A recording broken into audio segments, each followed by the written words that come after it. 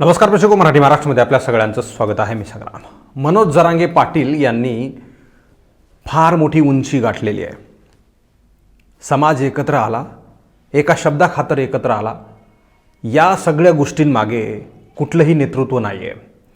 मनोज जरांगे पाटील हे अत्यंत साधारण आणि सोज्वळ, पारदर्शक, ट्रान्सपरंट सामाजिक नेतृत्व आहे. कुठल्याही पॉलिटिकल पार्टीशी अटॅचमेंट नाही. पूर्वीचा भूतकाळ जर सोडला तर आज घडीला हा माणूस अत्यंत समाजासाठी प्रामाणिक आहे. लाखोंची करोडोंची जनसंख्या एकत्र आणण्याची ताकद या माणसाकडे आहे. किंबहुना असं म्हटलं तरी काही वावगं ठरणार नाही की मनोज जरांगे पाटील अनेक वेळा असं म्हटलेले आहेत की हा समाज कुठल्याही एखाद्या मनोज जरांगे पाटलासाठी आलेला नाही.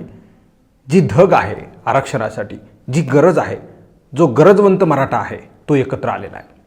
म्हणजेच कुठल्या तरी एखाद्या मागणीसाठी, ज्या मागणीची आता आवश्यकता आहे त्या मागणीसाठी, म्हणजे जी काही आरक्षण आहे ती आरक्षणाची मागणी करण्यासाठी हे सगळे लोक एकत्र आलेले आहेत. जरांगे पाटील निमित्त आहेत किंवा मग असू शकतात, मात्र त्यासाठीचं हे सगळं काही कारस्थान आहे. ते एकत्र येण्यासाठीचं निमित्त मनोज जरांगे पाटील आहेत. मराठा आरक्षणाचा मुद्दा आणि लढा उभारण्यासाठीचं हे काही पहिलं आंदोलन मनोज जरांगे पाटलांचं नाही आहे. सुरुवातीपासून तरुण वयाच्या काळापासून सुद्धा मनोज जरांगे पाटील चळवळीमध्ये राहिलेले आहेत आणि ते सुद्धा आता पुढे येत असताना आपल्याला पाहायला मिळतं. एका शब्दाखातर लाखोंची संख्या आंतरवाली सराठीमध्ये येते. म्हणजेच त्या शब्दाला फार मोठी किंमत आहे, पहाडासारखी किंमत आहे, गगनाला भेदणारी ती किंमत आहे. आणि ती किंमत कमी होऊ नये अशी माझी आणि तमाम मराठा समाजाची आणि बांधवांची इच्छा आहे. मात्र ती किंमत कमी होत आहे का, अशाही प्रकारचे सवाल उपस्थित केले जात आहेत आणि तशी चर्चासुद्धा सुरू होते. मनोज जरांगे पाटलांच्या नेतृत्वामध्ये काहीही खोट नाही आहे. ते अत्यंत पारदर्शक आणि फार समाजाशी निगडीत आणि प्रामाणिक असलेलं नेतृत्व आहे. त्याबद्दल कुठल्याही प्रकारची शंका घेणं अजिबात काहीही कारण नाही आणि घेऊच नाही. मी अनेक वेळा आणि माझ्या सहकाऱ्यांनी सुद्धा अनेक वेळा सांगितलेलं आहे, तज्ज्ञांनी सांगितलेलं आहे, मनोज जरांगे पाटील अत्यंत पारदर्शक व्यक्ती आहे, समाजासाठी अत्यंत प्रामाणिक आहे. आणि या सगळ्या गोष्टी होत असताना मनोज जरांगे पाटील यांच्या आजूबाजूला असणारं जे काही कडं आहे, माहिती पुरवणारं किंवा मग माहिती संकलित करून मनोज जरांगे पाटील यांच्यापर्यंत पोहोचवणारं जे काही कडं आहे, जे काही व्यक्ती आहेत, हे कोण आहेत आणि कसे आहेत याची चाचपणी आणि हे लोक नेमके कशा प्रकारचे आहेत हे तपासणं गरजेचं आहे. म्हणजे त्या लोकांवर मला काहीही संशय नाही आहे, शक घ्यायचं नाही आहे. काही गोष्टी चुकीच्या वाटत आहेत म्हणून बोलतोय. मनोज जरांगे पाटील यांच्यापर्यंत माहिती पोहोचवणारा कोण वर्ग आहे, ती माहिती त्यांच्यापर्यंत कशा प्रकारची पोहोचवली जाते, ती सत्य आहे का चुकीची आहे का, ही तपासणी कोण करतं? मनोज जरांगे पाटील करतायत का, किंवा मग ती जी माहिती सांगतायत तीच माहिती मनोज जरांगे पाटील बोलून दाखवतात का? अशा गोष्टी आता थोड्याफार चर्चेला जाऊ लागलेल्या आहेत आणि संशोधन त्यावर केलं पाहिजे असंही बोललं जात आहे. त्यामधले काही मुद्दे प्रकर्षानं सांगतो, जे काही म्हणजे काहीतरी भेदभाव किंवा मग काहीतरी चुकीचे मुद्दे मनोज जरांगे पाटील यांच्यापर्यंत पोहोचवण्याचा प्रयत्न होतोय का याबद्दल बोलणार आहे. आंदोलनाच्या काळापासून मनोज जरांगे पाटलांनी स्पष्ट भूमिका मांडलेली आहे. म्हणजेच मी एखादा मनोज जरांगे पाटलांचा बीडचा समर्थक आहे आणि मला जे काही गोष्टी माहिती आहेत त्याबद्दल मनोज जरांगे पाटलांना सांगणं माझं अत्यंत कर्तव्य आहे. मात्र मी जी माहिती पुरवतोय ती माहिती अत्यंत सटीक आणि स्पष्ट आणि चुकीची नसली पाहिजे. म्हणजे ती अत्यंत अचूक असली पाहिजे, जेणेकरून मी त्यांना सांगितलं आणि त्यांनी फटकन माध्यमांशी बोलून दाखवलं, यासाठी ती माहिती अत्यंत खरी असणं गरजेचं आहे. मात्र मी जबाबदारीने ती माहिती खरी याची पडताळणी केली पाहिजे आणि नंतर मनोज जरांगे पाटलांना सांगितलं पाहिजे. मात्र असं होत असताना दिसत नाही आहे. माझ्याकडे माहिती जरी चुकीची असली तरी मी थेट लगेचच मनोज जरांगे पाटलांना सांगतो आणि ते थेट माध्यमांशी बोलतात की असं असं बीडमध्ये घडतं आहे. म्हणजे मला कुठल्याही इथल्या स्थानिकच्या नेतृत्वावर अजिबात संशय व्यक्त करायचा नाही आहे.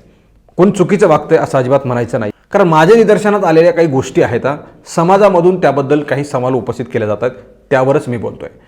बीडमध्ये ज्या काही गोष्टी घडल्या त्याबद्दल जी योग्य माहिती आहे तीच मनोज जरांगे पाटलांपर्यंत पोहोचवली पाहिजे. दोन्हीकडच्या दोन गोष्टी आणि त्यामध्ये सुद्धा काही तथ्य नाही अशा गोष्टीसुद्धा मनोज जरांगे पाटलांना सांगितल्या जात आहेत. या गोष्टी निदर्शनास आलेल्या आहेत. स्थानिकचे काही नेतृत्व आहेत, यांचे काही समर्थक आहेत आणि त्यांना कुठेतरी वाचवण्यासाठीचे हे प्रयत्न केले जातात अशी कुजबूज आम्हाला बीडमध्ये ऐकायला मिळते. आणि तीच लोक मनोज जरांगे पाटलांना माहिती देत आहेत आणि त्यावर मनोज जरांगे पाटील स्पष्ट बोलत आहेत. आज पोलीस अधीक्षक कार्यालयामध्ये मनोज जरांगे पाटील यांनी जाऊन पोलीस अधीक्षकांना जाब विचारला की कशा प्रकारची तुम्ही कारवाई करताय आणि ज्या कारवाई करताय त्यामध्ये निष्पाप लोकांना तुम्ही अडकवताय, असं त्यांचं म्हणणं होतं. आणि त्यांना कोणीतरी माहिती दिली की 7,000ची यादी पोलीस अधीक्षकांनी जी काय आहे एकत्रित केलेली आहे आणि त्यांना उचलायचं आहे, त्यांची कारवाई करायची आहे, त्यांच्यावर कारवाई करायची आहे, अशी काहीतरी माहिती मनोज जरांगे पाटलांना कोणीतरी सांगितली. आणि त्याचबद्दल मनोज जरांगे पाटलांनी विचारलं की SP साहेब तुमच्याकडे ती कुठली 7,000ची यादी आहे ती आम्हाला द्या किंवा मग ती आम्हाला कळवा. तेव्हा SP साहेबांनी सांगितलं की कुठल्याही प्रकारची 7,000ची यादी नाही. जे लोक आहेत 180 तेवढेच लोकांना अटक करण्यात आलेली आहे, त्यांच्यावर सध्या कारवाई आहे. आणि जे कोणी आम्हाला निदर्शनास येतील सोशल मीडियावर काही कृत्य करत असताना किंवा मग फुटेजच्या माध्यमातून काही कृत्य करत असताना त्यांच्यावरच कारवाई केली जाते असं पोलीस अधीक्षकांनी सांगितलं, म्हणजेच नंदकुमार ठाकूर यांनी सांगितलं. मात्र दुसरीकडे पुन्हा म्हणले ती कुठली 400 म्हणजे तिथं बोलत असताना मनोज जरांगे पाटलांना सुद्धा मिसगाईड करण्यात आलेलं आहे असं निदर्शनास आलेलं आहे.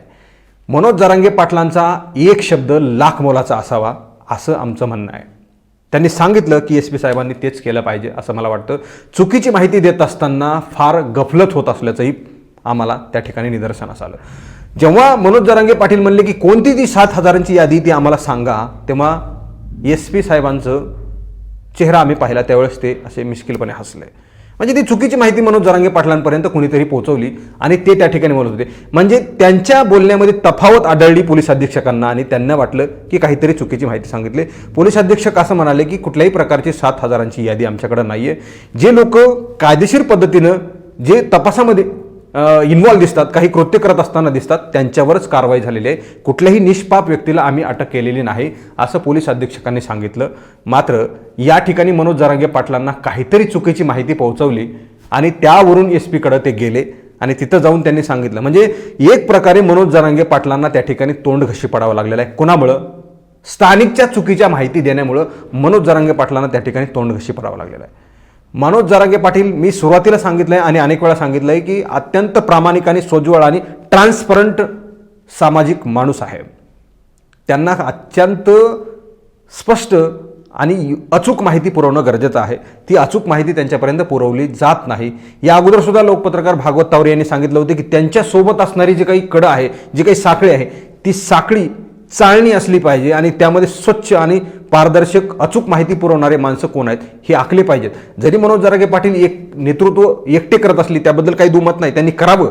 मात्र आजूबाजूला जे कोणी माहिती पुरवतात ती संकलित करणं आणि त्याच्यामध्ये काय तफावत आहे, काय चुकीची आहे, माहिती घेण्यासाठी सुद्धा माणसं असली पाहिजेत असं त्यांनी म्हटलं होतं. आणि माझंही तेच म्हणणं आहे, मनोज जरांगे पाटलांना माहिती पुरवण्यासाठी कोण लोक आहेत आणि ती कशा प्रकारची माहिती पुरवतात याची सुद्धा जाणीव मनोज जरांगे पाटलाकडे असली पाहिजे. म्हणजे मी त्यांना सांगतो त्यांनी उपदेश घ्यावेत, मी सांगतो त्यांनी ऐकावं असं अजिबात नाही. पण आम्हाला वाटतं की मनोज जरांगे पाटलांनी असं करावं की जे कोणी माहिती योग्य पोहोचवतात ती माहिती पुढे आली पाहिजे. जे कोणी चुकीची माहिती पोहोचवतात ती मनोज जरांगे पाटलापर्यंत पोहोचली नाही पाहिजे किंवा मग स्वतः मनोज जरांगे पाटलांनी त्याची शहानिशा करणं गरजेचं आहे की बीडमध्ये कोणती 7,000ची यादी आहे ती पोलिसांकडे आहे की नाही आहे आणि असली तर ते कोण 7,000 लोक आहेत, पोलीस अधीक्षकांकडे आहेत की नाहीत, या सगळ्या गोष्टींची चाचपणी करणं गरजेचं होतं मनोज जरांगे पाटलांचं. मात्र तसं होत नाहीये. आता हा साधारण आणि सोजवळ माणूस आहे, प्रत्येक मराठ्यांच्या बोलण्यावर विश्वास ठेवतो. मात्र त्या प्रत्येक मराठ्याने असं ठरवलं पाहिजे की मनोज जरांगे पाटलापर्यंत सत्य माहिती गेली पाहिजे आणि मनोज जरांगे पाटलांची किंमत कमी होऊ नये यासाठी प्रयत्न केले पाहिजे. मात्र तसं कोणीही प्रयत्न करत असताना दिसत नाही. स्थानिकचे लोक आपले समर्थक आणि आपले कार्यकर्ते वाचवण्यासाठी पुढे येत आहेत की काय असाही सवाल उपस्थित होतोय. आज मनोज जरांगे पाटील पोलीस अधीक्षक कार्यालयामध्ये गेले, मात्र त्या समर्थकांचीच काही कार्यकर्ते या जाळपोळीमध्ये होते का किंवा मग आहेत आणि ते पुन्हा उद्या काही उघड झाले तर मनोज जरांगे पाटलांचं नाव खराब झालं का राहिलं किंवा मग त्यांची बदनामी झाली की नाही झाली आणि याचं उत्तर कोण देणार आहे? मनोज जरांगे पाटलांची किंमत कमी होऊ नये अशी आमची प्रामाणिक इच्छा आहे आणि हे स्थानिकचे लोक त्यांची किंमत कमी करू पाहतात की काय असाही सवाल या ठिकाणी उपस्थित होतोय. तुम्ही माझ्या अंगावर याल उद्या, मी तो असा कसा काय बोलतो, मात्र मी प्रामाणिक बोलतोय. मनोज जरांगे पाटलांची उंची फार मोठी आहे, ती कमी करण्याचं काम या छोट्या मोठ्या गोष्टींमध्ये तुम्ही करू नका अशी माझी सगळ्यांना विनंती आहे. म्हणजे या सगळ्या गोष्टी मी कुठल्याही समाजाला भडकवण्यासाठी किंवा मग स्थानिकच्या कुठल्याही लोकप्रतिनिधीचा रोष काढण्यासाठी अजिबात करत नाही आहे. त्यामुळे आता या सगळ्या गोष्टी होत असताना थोडंसं जपून राहिलं पाहिजे. मनोज जरांगे पाटलांची उंची कमी होऊ नये यासाठी प्रयत्न केले पाहिजेत. मनोज जरांगे पाटलांनी सुद्धा आता चाळणी लावली पाहिजे. कोण खरी आणि कोण चुकीची माहिती पोहोचवते याची चाचपणी केली पाहिजे असं मला वाटतं. मित्रांनो, तुम्हाला काय वाटतंय? तुम्ही कॉमेंट बॉक्समध्ये प्रतिक्रिया द्या. हा व्हिडिओ तुम्हाला आवडला असेल तर जास्तीत जास्त शेअर करा. चॅनलवर तुम्ही नवीन असाल तर चॅनल सबस्क्राईब करा. मराठी महाराष्ट्र 1,65,000 संख्येचा समूह आहे. तुम्ही सुद्धा या समूहामध्ये सहभागी व्हा. मराठी महाराष्ट्राचा हा व्हिडिओ तुम्ही फेसबुकच्या प्लॅटफॉर्मवर पाहत असाल तर तिथेही फेसबुकच्या पेजला फॉलो करा, लाईक करा, शेअर करा. तुमची कमेंट त्या ठिकाणी जरूर कळवा. मी चुकीचं असेल तर कशा प्रकारे आहे त्याबद्दल सुद्धा बोला. माझे मुद्दे खोडून काढा आणि तुम्हाला जर मी योग्य वाटत असेल तर तिथून व्हिडिओ शेअर करा. धन्यवाद. रोखोक आणि परखड, स्पष्ट आणि पारदर्शक, निष्पक्ष आणि निर्भीड, लोकशाहीचा समर्थक, जनतेचा हितचिंतक, फक्त मराठी महाराष्ट्र न्यूज.